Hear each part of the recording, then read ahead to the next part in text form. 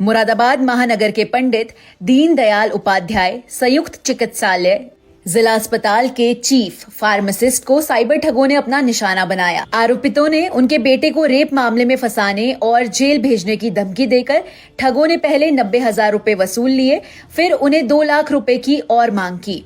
पीड़ित की शिकायत पर थाना साइबर क्राइम ने मामले में केस दर्ज कर जांच शुरू कर दी। आनंद वल्लभ ममगई उम्र 56 साल जिला अस्पताल में चीफ फार्मासिस्ट के पद पर तैनात हैं। साइबर सेल में दी तहरीर में उन्होंने बताया कि सोमवार दोपहर करीब 12 बजे उन्हें व्हाट्सएप कॉल आई। कॉलर ने खुद को नोएडा पुलिस बताते हुए कहा कि उनका बेटा रेप के मामले में पकड़ा गया और पीड़िता का पिता अधिवक्ता है। इस दौरान जब उन्होंने बेटे से बात करने की मांग की तो ठगों ने फर्जी आवाज सुनाकर उन्हें गुमराह कर दिया। घबराए आनंद वल्लभ ने बेटे को बचाने की नीयत से 3 अलग अलग ट्रांजैक्शन के जरिए करीब 90,000 रुपए ठगों के खाते में भेज दिए। इसके बाद भी ठगों ने 2 लाख रुपए की और मांग की तथा धमकी दी कि पैसे न देने पर बेटे को जेल भेज दिया जाएगा। इस पर चीफ फार्मासिस्ट ने रुपए देने से इनकार कर दिया और पुलिस लाइन स्थित साइबर सेल में शिकायत दर्ज कराई। मामला साहब कल लगभग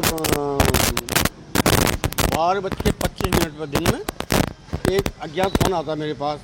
बोला आप आनंद वल्लभ ममगाई बोल रहे हैं? मैंने जी हाँ।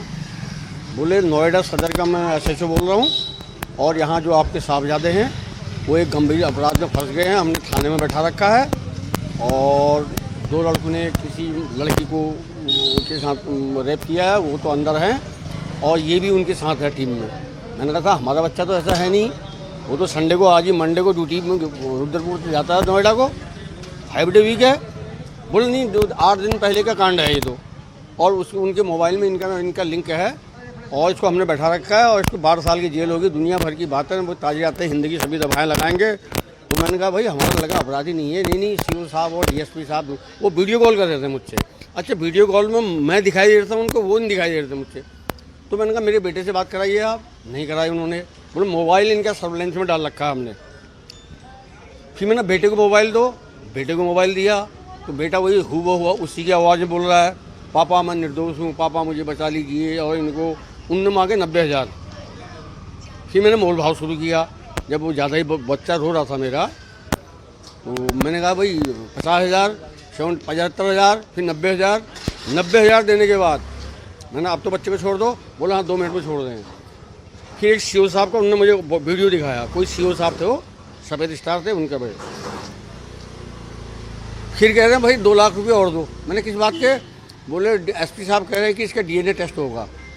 SP साहब कह रहे हैं इसका DNA टेस्ट होगा और वो वकील की बेटी है, उसके बचने के चांस से 0.1% हैं। तो मैंने 2 लाख किस बात के? भाई 90,000 आपने ले लिए और आपने वादा किया था कि 90,000 में बच्चे को छोड़ दूंगा मैं। बोले नहीं 2 लाख रुपये DNA के टेस्ट के नहीं तो हम 90,000 आपको वापस भेज देंगे। मैं एक काम करो आप। मैंने कहा न मैं अपराधी हूँ न मेरा बेटा अपराधी है। ये 90,000 जो आप मैंने आपको दिए हैं वो जो वकील साहब की बेटी है, मेरी भी एक बेटी है, मैं भी बेटी का बाप हूँ। ये 90,000 तो उनके अकाउंट में डाल दीजिए आप, जिनके नाम से आप मुझसे ये ब्लैकमेल कर रहे हैं। आप 90,000 उनको दे दीजिए और मैं आपको 5 पैसा भी नहीं दूँगा। और मेरे बेटे को जेल डाल दो। मेरे बेटे को ताज़ी आते हिंदी की जो भी दवा आपको लगानी है वो लगा के उसको जेल डाल दीजिए आप। और मुझसे फ़ोन मत करना आप इस बात के लिए। ठगी का एहसास कैसा हुआ फिर आपको? जी तो उसमें जो 4 जो किस्तें 25 3 किस्तें में 15,000 है, मतलब 90,000 रुपये विदिन आधे घंटे के अंदर और पेटीएम के थ्रू हमसे ले लिए। मैं हिप्नोटाइज करके इन्हीं बातों को मतलब हमें। फिर बेटे वगैरह से बात हुई क्या? फिर उसके बाद बेटे से मेरी बात हुई। बेटे तुम कहाँ हो? बोले पापा मैं तो ऑफिस में हूँ, वर्किंग प्लेस में हूँ। मैंने कहा यहाँ तो ऐसे हो गया। बोले मुझसे फ़ोन क्यों नहीं किया? वो तो कह रहे कि तुम्हारा फ़ोन सर्वेलेंस में लगा रखा है और मोबाइल हमारे पास है, बेटे से फ़ोन मत करना। हमें हिदायत दी उन्होंने और ये गंभीर अपराध में लिप्त है। बोले मैं तो यहाँ ऑफिस में हूँ, मुझे तो कर देते फ़ोन, मैं तो यहाँ ड्यूटी में हूँ। जब एहसास हुआ आपको आपके साथ ठगी हो गई है? जी जब बेटे से बात हुई? जी बेटे से बात हुई। बोलो मैं देखिए भी वीडियो कॉल के, ये देखो मैं ऑफिस में यहाँ हुआ, मैं नोएडा में नौकरी, मैं तो यहाँ जॉब कर रहा हूँ। इसकी शिकायत कहाँ दर्ज कराई आपने? फिर यहाँ से मैं गया सिविल लाइन थाने में तो वहाँ इंस्पेक्टर साहब ने कहा कि आप जाइए सीधे वो साइबर सेल। जी। तो वहाँ से मैं यूको बैंक गया ब्रांच मैनेजर के पास। मैनेजर साहब ने कहा भी अब तो कुछ नहीं हो सकता है, आगे के लॉक कर दिया। और मैं क्राइम सेल में गया वहीं तो जी उन्होंने जो पुलिस लाइन के अंदर है तो उन्होंने मेरी मौखिक आदेश सुन ली और मुझे एक नंबर दिया, अभी नहीं हुई है और रिपोर्ट दर्ज हो गई है, मैं बता रहा हूँ आपको। उसके बाद आज मैं तहरीर अपनी चिट्ठी लेके गया वहाँ पर, तो उन्होंने कहा भाई ये बैंक का स्टेटमेंट निकाल के लाओ। बैंक का स्टेटमेंट निकाल के लाया, फिर बोले तहसील में जाइए, वहाँ कुछ की कंप्यूटर वहाँ भी वो जन सेवा केंद्र से करवा के लाया, फिर वहाँ जमा करा दिया मैंने आज की डेट में। फिर बोले इसका जो आपने जो ये दिया है इसकी भी एक कॉपी निकाल के दो हमें, भाई कॉपी बैंक में देना। तो वो अब कल जाकर अब स्थिति मेरी देख ही रहो आप ये। आप कहाँ तैनात है? मैं अभी यहीं हूँ कंट्रोल रूम में, चीफ फार्मासिस्ट। सोमवार मंगल बुध नाइट रहती मेरी। मैं परसों नाइट ड्यूटी करके आया था यहाँ पर, नाइट ड्यूटी करके घर गया था मैं सोमवार को।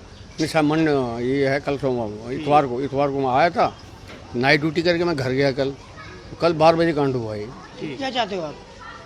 मैं क्या चाहता हूँ भाई, ये तो जो पैसा हमारा गाड़ी खून पसीने का ये वो लौटे और जो है